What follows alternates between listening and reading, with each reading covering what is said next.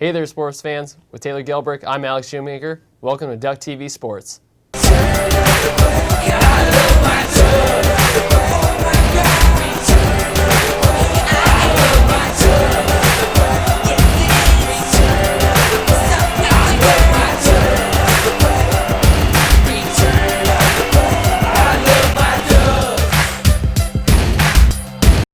ESPN's College Game Day went down to the Bay Area this past Saturday to watch the Stanford Cardinal take on our Oregon Ducks. Andrew Luck and the number 4 ranked Stanford Cardinal took on the 7th ranked Oregon Ducks. The game had huge implications for the Pac-12 championship game. The Oregon defense hassled Luck all night. DeWitt Stuckey intercepts a Luck pass which led to a Darren Thomas 4-yard touchdown pass to Lavassier Tuine, putting the Ducks up 8-0. When Michael James does his best MC Hammer impression, going for a 58-yard touchdown run untouched, putting the Ducks up 15-6. Stop! Hammer time! James ended his night with 146 yards and 3 touchdowns. The touchdown right before the half got the Cardinal within 6, but the Ducks offense pushed them back up 36-16 to open up the third quarter. Luck tries to prevent Stanford from collapsing faster than a Kardashian wedding here with a 2-yard touchdown pass to Jeremy Stewart. The comeback continued as another Stewart touchdown puts the Cardinal within 13. But Boseko Lacumbo had dinner reservations for 6 as he takes his pick 40 yards for the score. Ducks win big 53-30.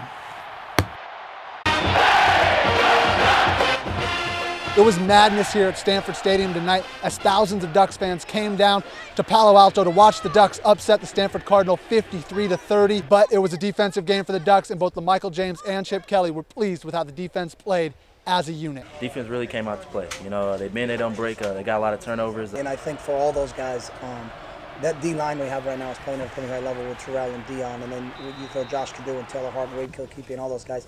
Everybody's contributing, and I think they got worn down a little bit. With that win, the Ducks move one game closer to cementing a spot in the inaugural Pac-12 championship game.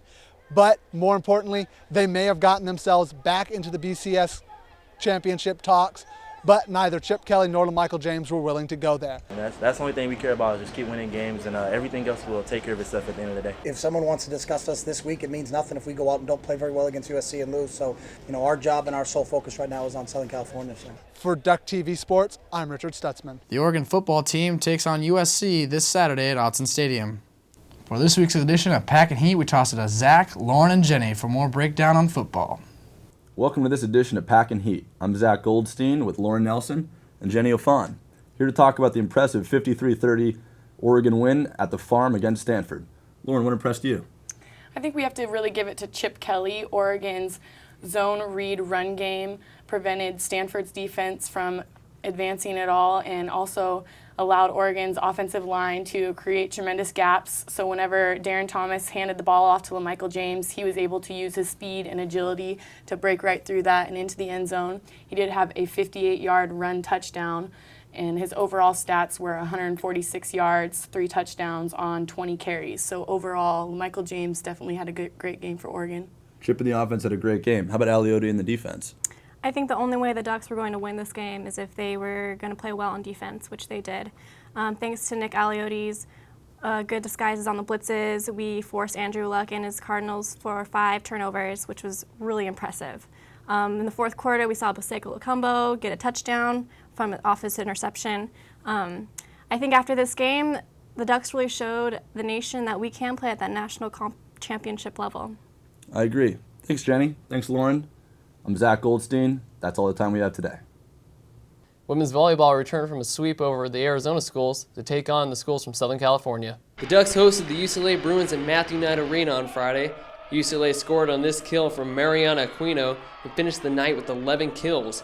Then it's Rachel Kidder on the pass from Lauren Van Orden. Bruins lead 13-9.